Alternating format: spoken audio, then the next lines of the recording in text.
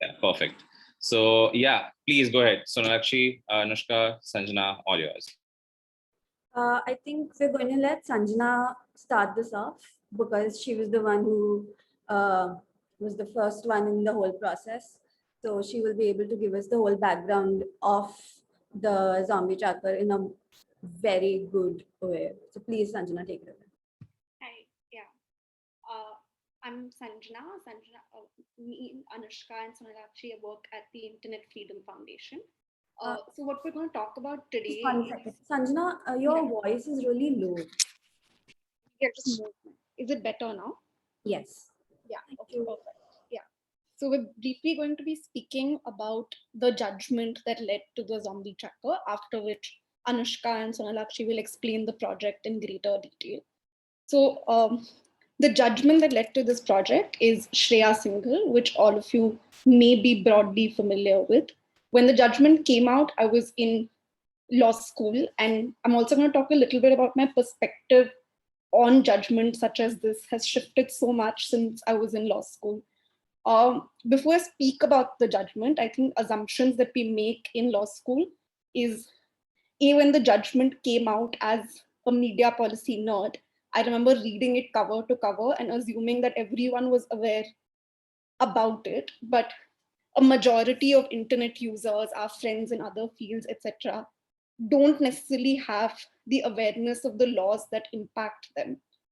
So that was one. I think that when you interact with law students and don't have as many non-law friends as you hope to have, you just assume that there's a greater impact of the law than there actually is on the surface.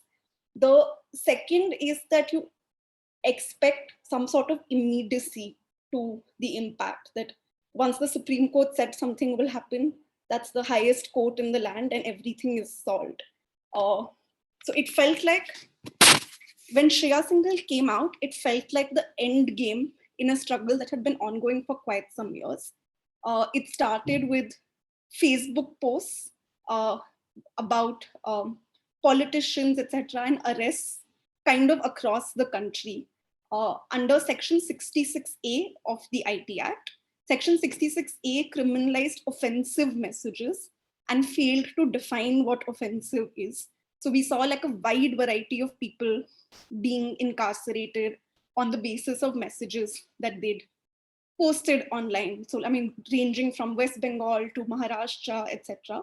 So a variety of petitioners, including Shreya Singhal, who herself was a law student at the time, came to the Supreme Court. And as all of us know, Section 66A was struck down.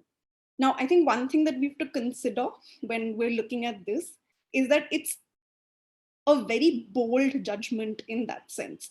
So the judgment considered that offensive was too vague to be saved by courts. So what courts usually do is they can either strike down a provision in entirety, which rarely happens, or they can read it down, which is what we've seen more often. So for instance, sedition, which still remains in the books of law, was read down by the Supreme Court. So ideally, you kind of anticipate issues with something like that a police officer will not know what free speech standards to apply. So the provision for sedition remains on the book, even though there has been some constitutional standard applied to that. So when Shreya Singhal came out, it felt really bold because not only was it the first major judgment on the right to online speech, it also struck down the judgment in entirety. So as far as anyone could see, there had been this battle that was ongoing for years, which culminated in 2015 in a Supreme Court judgment striking down the provision. The implication of a provision getting struck down in law is that it is considered stillborn. It is as if the provision never came into existence in the first place. And as far as anyone was concerned, that was the genesis of the internet movement in India. That was the beginning of people being aware of their rights online. That was probably the most significant free speech judgment of the century. So it felt like a win-win to everyone concerned. And in all ways, the story should have been over there. except it wasn't. So a couple of years later, newspaper reports started emerging of arrests being made under Section 66A. Then Internet Freedom Foundation wrote a paper on this, authored by Abhinav Sekhri and Apar Gupta, and they called it the legal zombie. So this provision, which was supposed to be stillborn, as if it had never existed, or at the least a provision that had died its legal death in every way imaginable, kept coming back. So even though the provision no longer existed on the books of law for all purposes, it kept being used in arrests in UP, even in cities like Delhi, where you imagine that there is greater awareness. They found that not only was the provision being used in police stations where police cases are being registered against people, very often they would actually even go to court. So there were court decisions which referred to 66A. We saw cases for quashing, which means that someone A had the awareness that the provision is unconstitutional, B had the amount of legal help that it takes to go to a high court and get that prosecution quashed. But we saw like a variety of judgments across district courts in Delhi and across high courts where the provision was being referred to. Quite surprisingly, this happened even at the Delhi High Court, where someone wanted to censor Netflix. So they filed a petition before the Supreme Court saying, regulate all this content online, before the Delhi High Court, I'm sorry. And the Delhi High Court, in fact, actually said that we don't need to frame a law because Section 66A already exists. And this was in 2018, 2019, when like the provision has been struck down by the Supreme Court 3 years earlier. So this was not a mistake that you or I were making. It was a mistake that the Chief Justice of the Delhi High Court was making. This was, however, subsequently rectified.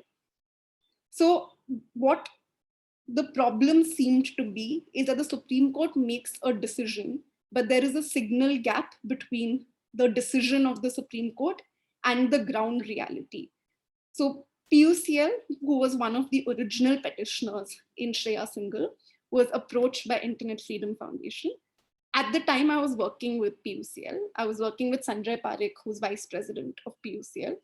So IFF showed this paper to PUCL, and then as there was a collaboration between PUCL and IFF, and the decision that we took was to bring this to the notice of the court.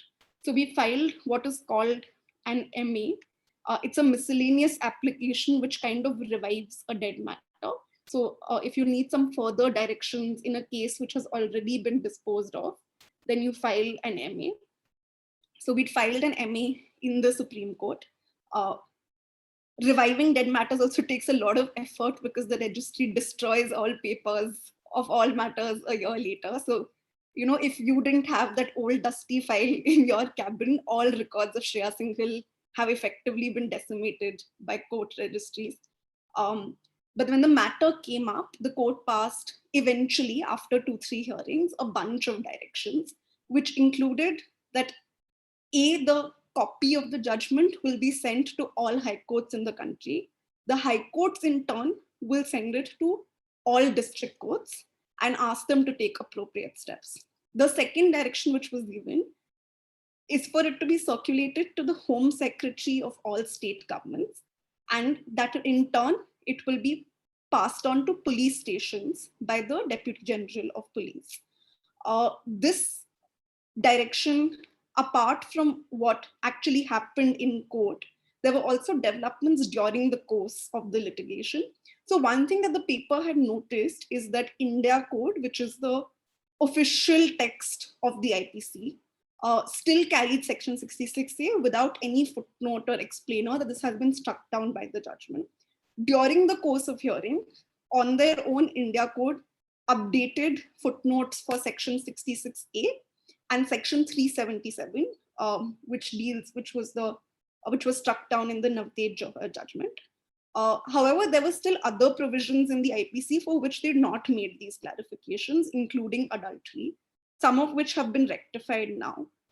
Apart from this, during the course of hearing, the union government, when they filed their reply, had sent letters to all state governments. Some states responded, some didn't. But for instance, Kerala came forward and said that we have 19 cases right now. 4 are at the stage of investigation. In 15, we've already filed charge sheets, but we'll take appropriate steps to close all of these down. So this was impact that was incidental to the court litigation. And you could see here clearly that the problem seemed to be lack of awareness. So for instance, when Kerala was made aware that Shreya Singhal existed and that they had to take proactive steps to prevent something like this, they responded swiftly. So as far as we could tell, we'd once again reached a point where we thought the Supreme Court has passed directions and we thought that the problem has been solved. But at some stages, you realize that, again, as lawyers and law students, we think that the law is the solution, but we also need to start learning to collaborate with other civil society actors. And I'm sure, as you're realizing during the course of these weeks, the significance of people who work with data when we're tracking the implementation of laws. So even after the second order, which maybe Anushka will speak about some more, we realized that there were still prosecutions that were happening under Section 66A. Anushka, do you want to explain the tracker at this stage? Yes. Firstly, I'm just Anushka, before we go there, if anyone has, first of all, it was probably one of the most brilliant stories that I know. Like very, very revealing. But anyone, if you have any questions or any thoughts or comments that you want to ask like Sanjana about, like feel free to unmute yourself and ask if that's okay, Anushka, and then we can proceed to the other parts as well. Yeah, Nikhil, unmute yourself because it's very difficult for me to see your hand. Just like unmute yourself and ask question. Yeah. Yeah, sure. And a Saturday evening, I just woke up and realized, oh, what is buzzing on my phone? Okay, this is the Zoom call which is due. So great start, Anushka. I just wanted to ask, this is something what happens, post passing of the judgment, right? But something that is in the making, or is it already done? I am not sure, but there's something called as, pre litigation impact assessment sort of things also. So there's something going on like that also, before passing of the legislation. There's an assessment which can be also done, like the impact of it. This is very specific to a judgment, or its legal awareness. And then rightly said, whatever judgment the high courts pass, it does not drill down or filter down to the lowest levels, and still the lowest authorities still keep on catering to the old provisions which have been struck down. But in my understanding, like there are some pre-legislative assessments also which are going on, which need to be done. So how is data interplaying in that sort of scenarios?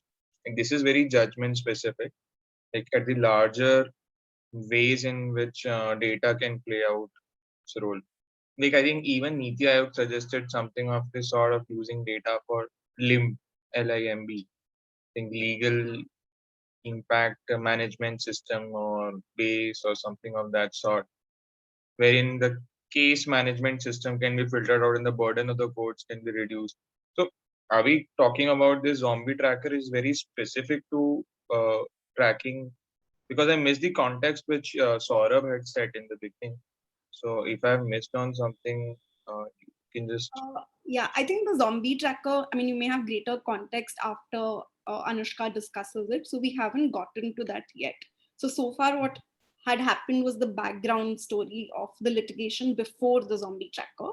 And the original paper that Apar and Abhinav wrote for IFF was also based on data that they could scrape. So this was based on searches on SCC and Indian Qanun, like data that is more accessible to us as lawyers. And so, I mean, all of these declarations were made that as lawyers, we have limited capacity. So this is the cases that we are aware of, but there must be like a lot more cases which are going on.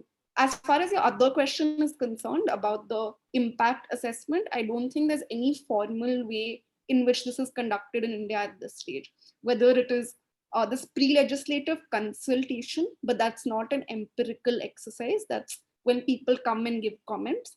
As far as judgments are concerned, the impact of judgments is not monitored at all, except in cases where the Supreme Court has what's called a continuing mandamus, where they monitor these really honestly whimsical judgments over time, and like just keep passing fairly different orders. In general, there's actually no way in which the impact of a judgment is monitored, especially in cases like this. Once a provision is struck down, we stop collecting data about it entirely. So ordinarily, for example, the National Crime Records Bureau would tell you how many cases have been prosecuted under any provision of the IPC or any criminal law provision of the IT Act. But because 66A was struck down, after 2015, we have no official data, because the police also assumes that the provision no longer exists. The people who are collecting data also assume the provision no longer exists. So they stop collecting data about the provision. So it's a complete vacuum in even the kind of like limited sources of data that we do officially have. Yeah. So how is it right now? How will the impact of wrongful or maybe misuse of these provisions be assessed? Nikhil, should we take this question after Anushka and Sonalakshi has done? I think once. Yeah, I think they'll answer it. I think I have jumped the gun maybe. Yeah. I think once both Sonalakshi and I have spoken, it will be more clear. Yeah. Vidit also has his hand up. Yeah. If your question is not specifically about litigation to Sanjana, maybe you could just wait and then we can at the end have questions about the zombie tracker itself. No issues. Thank you. I'm just going to speak a little bit about the study itself. So Apar Gupta, who's the executive director, and Abhinav Sekhri, who's currently the North Council at IFF, they in 2018 came up with a study which was called Section 66A and Other Legal Zombies. They came up with this zombie terminology. They thought it was funny. And the study highlighted the continuous use of Section 66A, specifically that new cases were being registered at police stations, they were being investigated and even considered by lower courts. And like Sanjay said, even higher courts were not aware that Section 66 has been struck down, so it should not be considered. And in the study, as Sanjana also mentioned, they also highlighted the signal failure, which is the failure of the executive, the legislature, and the judiciary to respond to the judicial development. What this means basically is that the executive should have said that this provision has been struck down, so the police should not have been using it. The legislature should also have come up with an amendment to the act and said that this has been struck down, should not be there in the provisions or in the act itself. And the judiciary, obviously, with the district courts and the higher courts still hearing cases on Section 66A. So it was like a total signal failure from the top down. So the Supreme Court, even though the judgment came, there was cases still that were happening. This also highlights the importance and challenges of monitoring and ensuring compliance with the final decisions of the Supreme Court, like Sanjana mentioned. And it was because of this that IFF came up with the data-driven and evidence-based project that was Zombie Tracker, and we did it with Civic Data Labs. The objective of the tracker basically was firstly to monitor existing cases registered under 66A, to drive evidence-based advocacy through qualitative and quantitative research, to enable better citizen engagement with institutions of governance, to spread awareness around the continuous use of unconstitutional provisions, and to engage with communities through the platform to ensure that individuals are made conscious of their rights, and specifically that they can't be prosecuted under 66A because it had been struck down. What the tracker basically did was that we tracked cases under Section 66A at the district level between 1st January 2008, when the section first came into force, till 15 February 2020, which was the date that we decided to cut off. And that this was the time frame that we picked. And we did it only for 11 states, in which we thought that internet density is higher, and other factors that Sonalakshi is going to speak about. And we source this data from the eCourts website. Sonalakshi is going to throw more light on the data mining process and what actually went into getting the data and cleaning it, etc. But at the end, we were able to find out that there were still 799 cases under the section which were ongoing. The basic aim, and this is the last thing that I'm going to say and then throw it to Sonalakshmi, the basic aim or the basic goal of the tracker is to ensure that the use of this provision, which is unconstitutional, but which refuses to die and keeps coming back like a zombie, is stopped all over the country. That is what we want to achieve through this project. Sonalakshmi. Hi, so thanks, Anushka. I'm Sakshi. I was a research intern and working on the Zombie Tracker project. So as Anushka said, we were using the eCodes website as our main database, and we were using their API, which Data Lab was helping us with, in order to get out the information from the eCodes website. One of the first things we noticed is that if you enter the eCodes website, there's various ways to like search for cases. So one of the easiest ways for us to do that was to go to a specific act, that was the Information Technology Act. And then further, we could filter out by section and put 66A in there. But when we did that, we saw there were quite a few number of cases as to what we actually expected, comparing it to earlier results from media articles or from our paper as well. So we did like a small search just using the Information Technology Act without filtering out section 66A and realized two things. The first is Information Technology Act in itself was written in different ways. You had some which were all in caps, you had some where each word had the first letter as a capital, or there was no 2000 with one had Information Technology Act 2000 amended. So if you go on the website that's in the chat box, in the methodology page, you find a description of the various ways this one act was written on this website. So you had to go through each of those iterations, first of all. The second thing was, for 66A itself, I found it was written in various kinds of ways. So 66A was also referred to, sometimes they use 66 subsection A to refer to 66A. There were various typos, so you would have AB in one instance. And when this happens, it does not filter in on the main search when you filter in through a section. So at that stage, we decided to first mine data from all cases which have any iteration of Information Technology Act from the eCodes website. While doing that, we found over 1,000 variations of acts and sections, and that's quite shocking considering there's about 30 charge provisions in the act itself. So that was the first thing that we did. The second thing was we chose a few provisions from the Indian Penal Code just at random, but some which we thought would be related to offensive speech, such as 295A, which is hurting religious sentiments. And when I went through that record, I saw that some places, even though your judgment included a reference to 66A that the accused has been charged with it, the eCodes website itself did not tag the case as a 66A case. So because of that, we then also find cases relating to certain IPC provisions, even though the eCodes website did not explicitly tag it as including a charge under the Information Technology Act or even 66A in particular.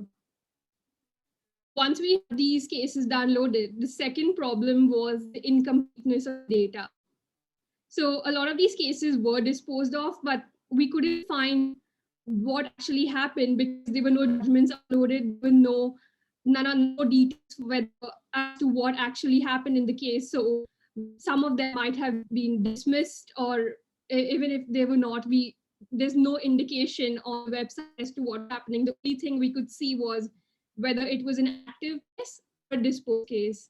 So on the tracker, any case that's active is a case that has not been decided yet as tagged on the eCodes website. And any case disposed of, we're not sure if the charge was dismissed, is included in the case disposed.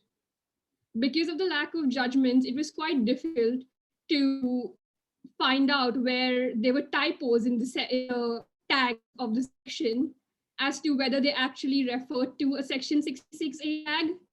An example of this, I'm just going to type it up in the chat box, is if you have something like 66AB without a judgment, we couldn't say whether this was what was actually meant to be, because 66 small subclause A was not a charging provision, and we didn't know if this referred to 66B, whether it was a typo, whether it meant 66A and 66B.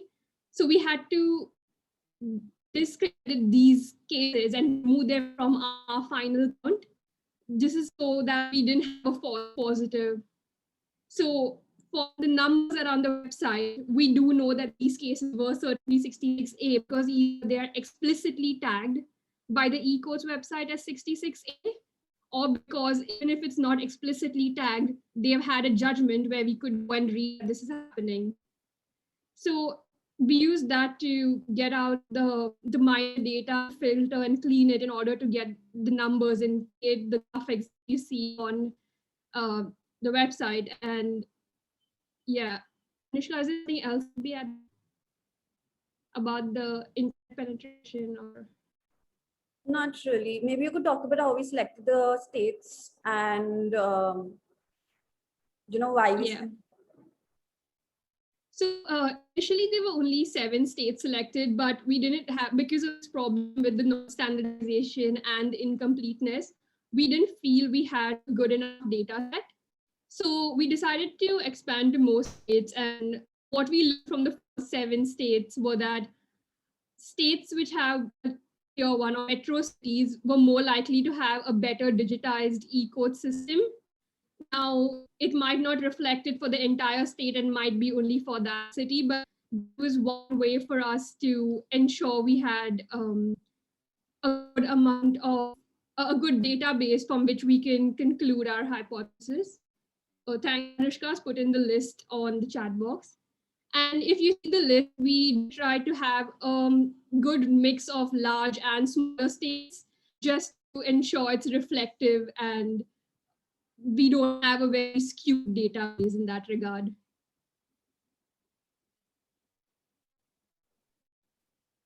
Thanks, Sonakshi. That was great. I was hoping Apurv could also talk about the process a little on the CDL side. I know Apurv is on the call. I saw him. Yes. Yeah. Can you hear me? All right. Yeah. So, yeah, I think Sonakshi covered most of it in terms of the challenges, and though this looks like something that data is readily available for, especially after. So, as in if we were doing this project, let's say 2 years back, 3 years back, even this would have been. I don't think this would have been possible. So we are able to reach there. So that's a success or an evolution, whatever you can. But still, we are far away from like making these things or making this research possible by like a lot of different stakeholders. That is when I think things will change. So I think this is if one of the other things that we are trying to do is collect more evidence. So obviously collecting evidence around there are cases being registered, but also collecting evidence around what are the challenges that we face while in terms of accessing this data. And people who are building the eCodes website or who are working on building up this platform, so we can take this evidence to them and say, okay, we kind of did this exercise for just 11 states, and we took almost a year to just get access to that data. So forget about the research, forget about the other things we'll have to spend time on. So why is it so difficult to get access to this data? Why is data not stored in the right standards? What are the challenges? And there are very the challenges is we can solve them, but obviously if we don't know about them, so what eCodes is trying to do also is every state has its own different practices of recording or storing legal data. So eCodes is also trying to standardize that across the country, and there are a lot of challenges in doing that. So I think the more we are able to do this sort of a work, the more we are able to build use cases around why and when the data from eCodes can be used. I think it will only help improve the system. So yeah, I just wanted to add that part, but yeah, I think there is a long way to go. We conducted this exercise for just 11 states. I think majority of the country is still left, and we also were able to do this just as in the data you are seeing on the website or the tracker right now is updated till February of 2020. February of this year, I think. So if we have to keep a track of it, we'll have to keep updating it periodically. That is another challenge we are facing. So yeah, so these are again some of the challenges, but and I think probably Anushka will add more. But recently we've been able to get in touch with the E committee, just to see if how they can help us and how we can help them. But I think Anushka can share more on that part. Yeah. Yes, I think Apoor and my colleague Tanmay, who's the Associate Litigation Counsel at IFF, they got together and they wrote to the E-committee about the issue with the e-courts, and we're still waiting to hear back from them. But yes, Apoor did highlight one of the major issues with the e-courts website is that it is very problematic how we're not able to access data, and transparency in general is extremely important when it comes to these situations. So this is something that also is included in our recommendations. So Nalakshi, if you could just quickly give the three recommendations in gist, then we can get to the questions. I'm just going to reply to Saurabh's question on the chat just before that. So currently on the tracker, we see that for the entire time period that we've conducted this project, for about 2,000 cases were registered in this period. But this is after we have filtered our cases, which may have been 66A, but we weren't sure, as I said, because of the lack of judgments that were available on the eCourts website for us to confirm this. So basically, in regard to recommendations, you can really read this in further detail on the Zombie Tracker website. And we split into three main categories. The first was about section 66A in itself. Because our project shows that there are still about 700 cases that are still charged and outstanding under this provision. And we pointed to about a couple of reasons for that. The first is, like Sanjana was saying, the main bare acts which are present in many of the police stations still have section 66A. So in order to remove 66A from the Information Technology Act, the legislation needs to pass an amendment to do that, which they haven't done till date. The second thing is about the executive action. We've been told that these directions were given out to home secretaries and they had to pass it on. But the fact that we still have so many cases at the ground level shows that this in itself is not being done. The second thing is about the eCourts website in general and relates to the two main challenges that I told you. The first is non-standardization and the second is incompleteness. With non-standardization, I think like Apoor said, each state had its own policy, and the kind of differentiation we see in writing the same act makes me, like, I believe that the field where you upload the data is a free text field rather than a drop-down list. And if that were put into a drop-down list, the person entering the data would select one format of the Information Technology Act. And similarly, if for sections there was a pre-coded list, if section 66A was struck down, they could just remove that from the main side. So no one would be able to select section 66A while uploading a case. Or if they were able to select it, it could tell the person entering the court data that this section has been struck down. That might help alert people to this.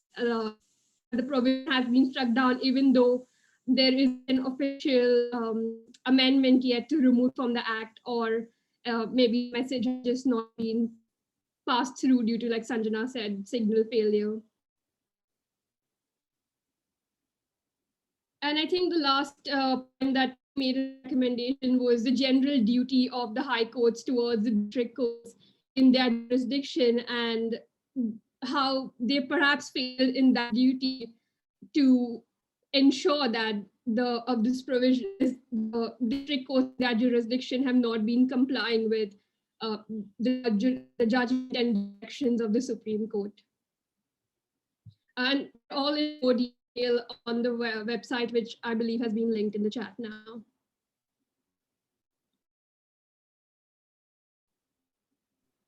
Now we can take questions if anybody has any. I think Vidit had the question. Yes, Vidit, please go ahead.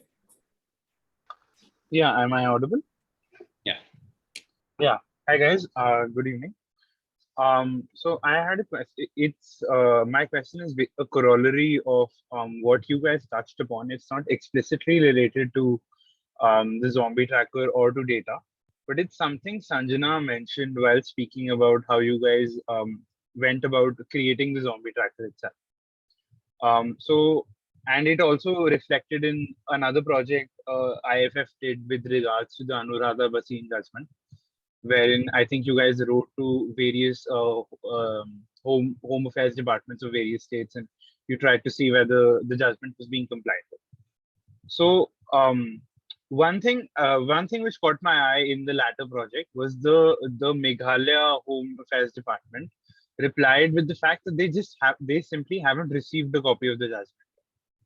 Right. So my question would be twofold. Firstly, do you think this approach is valid, that a state can just say can just prima facie say that they haven't received the judgment and it suffices on their part, which I mean I don't, because ignorance of the law shouldn't be an excuse in any case whatsoever.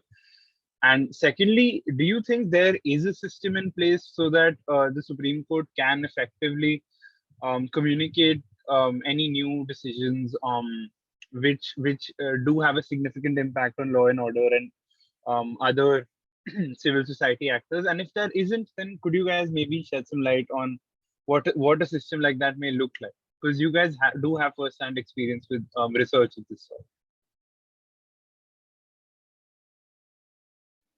Yeah, maybe I'll begin and then if you guys want to weigh in. On the first question, yeah, I mean, absolutely you're correct. If ignorance of law is not an excuse for, you or me, and we can be prosecuted under anything irrespective of whether we're aware of the law, it seems completely absurd for high courts, for the police, and for functionaries of the state to be unaware of the law. It's actually completely unacceptable. Having said that, I mean, their non-awareness of the law doesn't impact them at all. It only impacts us. So I think in seeking to circulate judgments, etc., we're trying to strengthen the quality of our victories in court. So we're trying to make those victories meaningful. It's a little bit of an aside from what you spoke about, but so Open Society has been studying strategic litigation, and one of the things that they've written about extensively, and it seems to be a problem that doesn't exist so much in the developed world, but they've been studying the impact of strategic litigation in India, in South Africa, in Brazil, etc. And you do see all kinds of innovative remedies being adopted by courts. Sometimes courts make district courts responsible for monitoring. So they may appoint a district court in relevant districts to almost like how in a civil procedure, how you have an execution proceeding where one court will pass a decree and then in execution proceedings and another court will enforce it. It's almost like that, but some systems have evolved systems like that where they've given district courts execution power for constitutional judgments. So that is one way to do it. Whether that will work in a country like India, I don't know. As far as the second question is concerned about the mechanisms we currently have in place, they practically don't exist. There are these yearly summaries of Supreme Court judgments which aren't really directed at authorities. So one of the things that even the zombie tracker paper was talking about, is that in some judgments, you've seen that the court is aware of the signal failure. So for instance, even in Navteej Johar, Justice Nariman talks about the need to disseminate information around Section 377 through news media. Or in DK Basu, which dealt with custodial torture, they required circulars to police, etc., where they're aware of these guidelines. So in some judgments, they pass these very specific directions within the judgment, which requires circulation of the judgment. So in certain cases, you see that the Supreme Court has been aware of the signal failure, and they pass specific directions within the judgment saying that this judgment will be circulated, it will be displayed on notice boards, it will be passed on to police officers and stuff like that. But apart from that, there's no automatic dissemination of Supreme Court judgments. There is, however, training of judicial officers, and there's training of police officers. So I think that also is something that needs to be reformed and updated. And that's probably a more systemic, much more long-term issue. Yeah. Anushka, Sonalakshi, if you want to add something to this. Just add based on the recommendations we have, which are still available on the website. And one of them was how, like you said, the Meghalaya government just said they didn't get it. And one of the things we noticed was at that time, like the Delhi High Court rules, even though the high courts are responsible, as I said, district court jurisdiction, they didn't have any specific rules on how information is to be communicated to these lower courts. We suggested in these recommendations that every district has a public prosecutor that's appointed by the government. So maybe the state government can ensure that this information is disseminated directly to them. They are in the courts day in and day out, and maybe that can help. Another possibility we had was through legal aid cells. If there was some way that maybe legal aid cells in smaller districts could help with the dissemination of this information. And like Sanjana said about training of police force, there is a cybercrime cell that often conducts like sessions for policemen on how to fraud and things related to cybercrime. And one of the suggestions we made was that this cybercrime cell can take the responsibility to disseminate or train police officers on the latest updates from the Supreme Court or other courts to ensure that this information is being passed down. Yeah. Anushka, Yeah, thank you. I hope that answers your question with it. Ashna and then Smita. Yeah, thank you so much for so much giving us so much context on this. So my question is more related to the data mining process. So just from personal experimenting, I've found that often judgments or even orders on district court websites, they're uploaded at random, right? So sometimes even weeks or months after the order was originally passed. And some servers, for example, don't work and they're frequently down. So I was wondering, so since this would pose like huge challenges during data mining, I was wondering how you approach this. Like, did you guys go back to orders later at a later point to check if they've been uploaded, or was there a caveat added in the research methodology that it was a one-time check? So that's one question. And the second question is just in terms of states where you couldn't find enough information on eCourt's websites, did you guys consider RTIs, like filing RTIs? Is that a good process to consider in terms of data mining responses? Yeah. So with regards to your question about the period, we did put out on the website, if you go to the tracker page, there is an explicit banner on top, which highlights the exact period during which we mine this data. And yeah, like you said, sometimes there is a gap, but just because of the scale of this project, we weren't able to go back. And as Apoorv said, this is something that needs to be done on a day-to-day, like not day-to-day, but like a continuous basis to ensure what's actually happening. And I hope that answers the first question, that we did not go back and we did just focus on that particular period until I think the 15th of Feb 2020 is when we cut off date. And I think with the second question about RTIs, Anushka might be able to answer it better, but we did file a few and we didn't really get information from that. But I think Anushka can add more to that. No, actually, sadly, we did file RTIs and we did try to get information in that situation as well. And it was not for states that we did not find information for. We just stuck to the 11 states, and then so firstly we had 7 states, then we couldn't find much information, and then we decided to also include 4 more states where we thought cases might be more.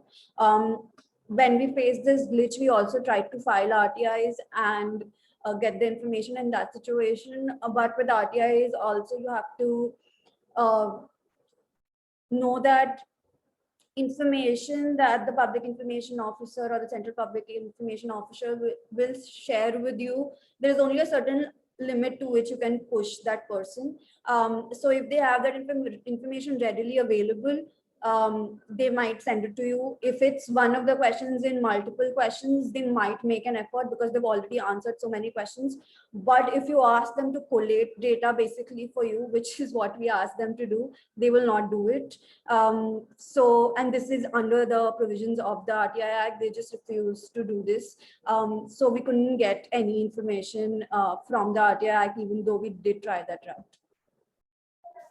I hope that answers your question. Yes. Thank you. Thanks so much. Yeah, just on the first question, just wanted to add a point. So, Asma, if you see the tracker, so whatever you see there, I think we are not. It is only created using the metadata which is available on eCode, like most of it, all of it actually.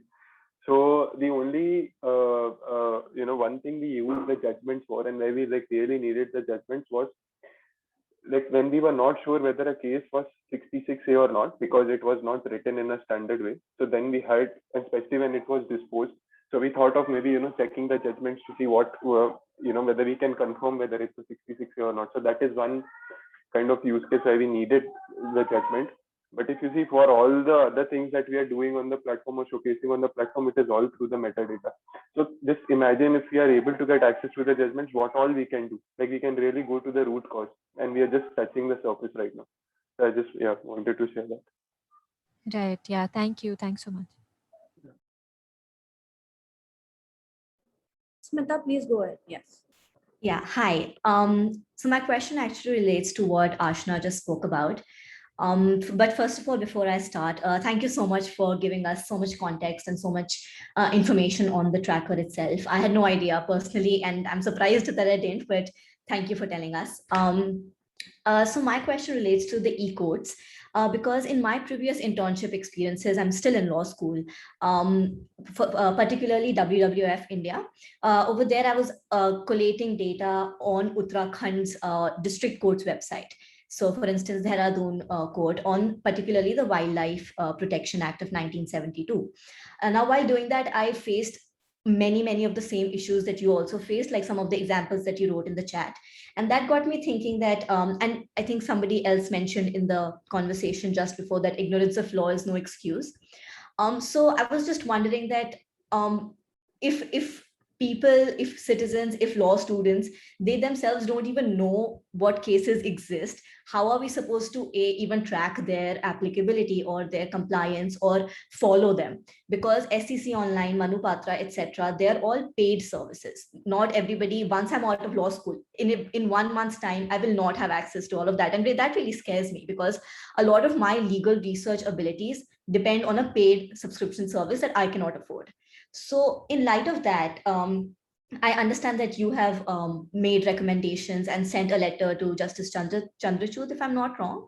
But what else do you think, or what else would you suggest that we can do as a community of law students, or as just like aware citizens? Because this, I think, really directly impacts our constitutional rights as well. So this is just like for conversational sake, like if you have some insight that you could provide. Thank you.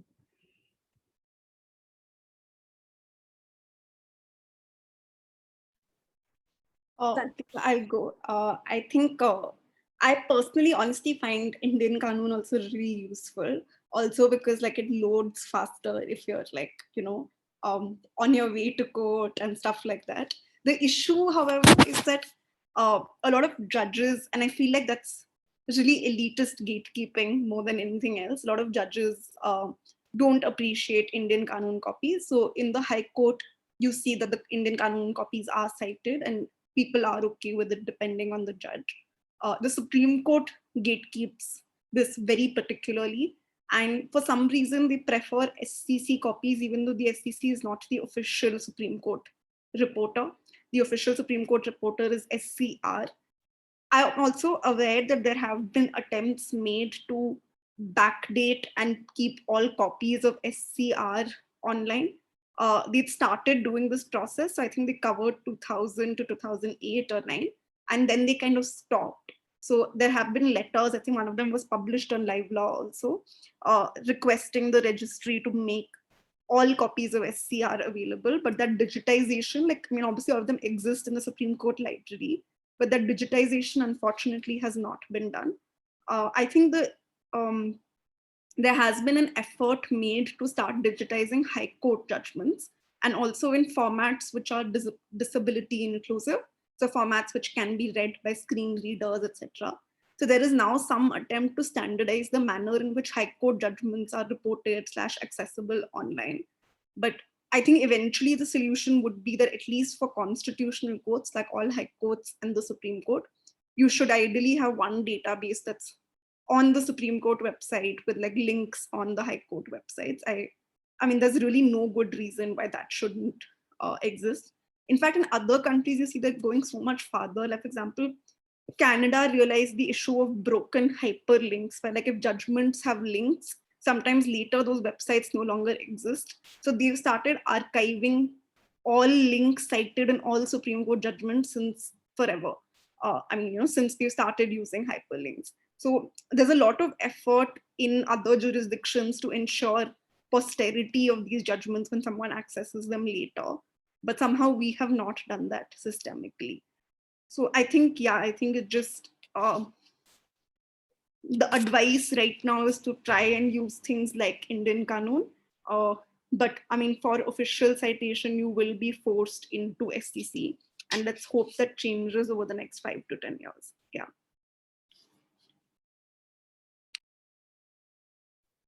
All right, thanks. I think that's very hopeful, and I really hope that that does happen like soon. Like I hope before 5 years, because I don't know how we're going to manage otherwise. I think Indian Kanun has been really like, even in law school, like I don't think that was ever considered like a legitimate source. I don't know why, but ever since first year, like it was never considered like a legitimate source. So I guess that's elitist here.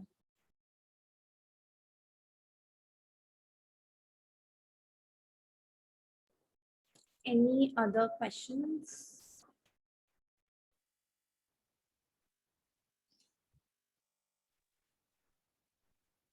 While other folks ask question, and again, like this is not related to Zombie Tracker again, but I just wanted to, and this is more for like my learning process, like what is this gatekeeping like, business? Like how do you like sort of validate, what sources? And is there like a rationale? Is there a rubric to say that, if these are the conditions met, then that's like a credible source? Like how do courts and other legal bodies sort of like validate what sources you can refer to in a case? So I should also clarify, since I've mentioned Indian Kanun, like our conflict of interest is that we have appeared for them also.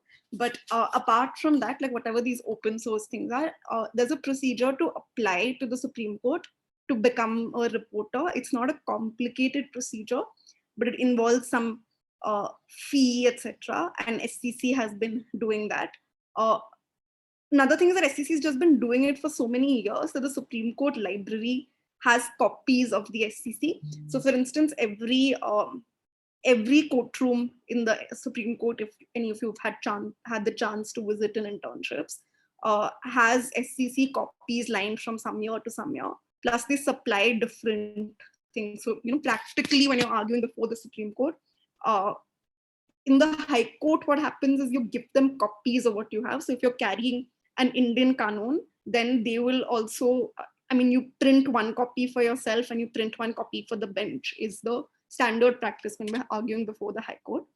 In the Supreme Court, what happens is the standard practice is to give a list of books. So like on a check, you write the SCC citations and give it to the court master, and he'll pull out those books. So interestingly, obviously you can't copyright judgments because the judgments written by the Supreme Court. But what SCC has copyright over is its formatting. So the para numbers in an SCC are different from the para numbers in the official Supreme Court reporting. So if I am reading from Indian Kanun, the issue that I'll face with SCC is if the judge is looking at para 4, that's maybe para 10 in my thing. So, just to, while arguing, there is that difference. So Supreme Court judges have a tendency to prefer SCC as a result. It's strange because they don't really prefer SCR, but I feel like SCR access is poor. So SCC started around 1955, 56. So you have people using AIR and using SCR before that. But as soon as SCC has come in, like I think the monopoly is so extreme that all lawyers have SCC copies. The Supreme Court has printed SCC editions. So because of just this para number distinction, which feels really arbitrary and random, because of that, you're forced into using SCC. Yeah. So Sanjana is clarifying. So basically you're saying, so when a judgment comes out, obviously it's coming out from the Supreme Court.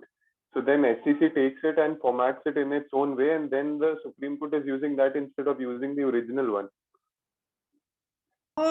In a sense, yeah. So the thing is, the original one is what you see in the judgment copy. So if you go to the SC website and you click on judgments and you put the case number, you see that original. So for example, like as soon as the Aadhaar judgment came out, there is a copy that is circulated. That is the official uploaded, so what you see on live law, what you see carried in news articles, etc. That is the official Supreme Court copy of the judgment. Supreme Court reporters generally publish them in quarterly or annual or whatever their mode of SCC, I think, publishes 12 to sometimes even 16 copies in a year, depending on the volume of cases. So it won't come out immediately, but SCC releases a newsletter every 2 weeks, which then get compiled to form the volume. So like SCC will reformat the judgment. They'll write a head note, which also I've often seen law students rely on incorrectly. It's not the official head note. The SCR has a head note which is approved by the Supreme Court, but the SCC head note is written by people who work at SCC. In fact, I think Manupatra gets its head notes written from law students, if I remember correctly, because at least when I was in law school, they used to be on the lookout for law interns. But SCC site takes the judgment, they format it nicely, they add their own head notes. And for example, if you see in Shreya Singhal, they have like summaries of the arguments of all the counsels. So they've reached out to them and gotten copies of the written submissions. So they just do these tiny changes. But after that, yeah, there's a tendency then to rely on the SCC citation. Yeah. Wow. I think we have another question by Soumya, and also we are time. So you guys are fine extending it by 5 minutes, and we can take this as one of the last questions. Cool. Soumya, please go for it. It wasn't a question so much as a comment. So to Apoorv, the distinctions about what makes SCC so super special, such a special little snowflake is there in Eastern Book Company versus DB Modak. So I studied that while Soumya, you're not very clear. Can you come closer to your mic? Yeah, am I audible now? Yeah. Okay, so what makes SCC so special, what they have copyright on is there in Eastern Book Company versus DB Modak. But what I want to ask the everyone present here is like, there are some free databases like LegitQuest and CaseMind which you can apply for as a student. So like maybe you could use those. And Legit Quest for one, I think at least has a much wider coverage of judgments than SCC as well, or even Manupatra for that matter. So that's about it. Cool. Thank you for sharing that, Samya. Is there any other question from anyone? Do they cover the district courts as well? Apurv, is that question? Okay, that's first Samya. I'll let it go. Anyone else? Any other question?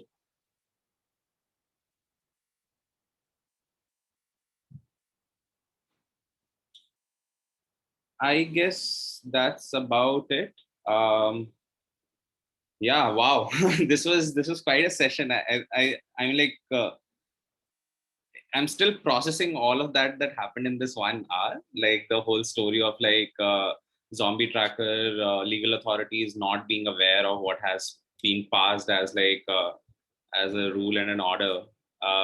This all just like seems like a brilliant like Bollywood movie where the mistake has happened and now the protagonist is like just chasing the code of law to get justice. But thank you so much for taking out time, Anushka, Sanjana, and I think so is your teammate left? Sonalakshi. Sonalakshi, sorry. Sonalakshi, has she dropped off? No, she's here. Oh, she's here. Oh, okay, awesome. Because I was not able to see her on the gallery, that's why. Anyway, so thank you so much, all of you, to join us this evening and have an interaction with Summer of Data students. What they are currently occupied with is collecting a lot of data on the background of judges across high courts in India, and we hope to come out with the unique data set that they have all put together at the end of 5 weeks. So we will keep you guys posted, and this was really inspirational personally for me, and I speak for all of us, like for all of us in terms of like the role that law and data can play in the law and justice space. So yeah, once again, thank you so much for taking out time, and yeah, have a great weekend, great evening.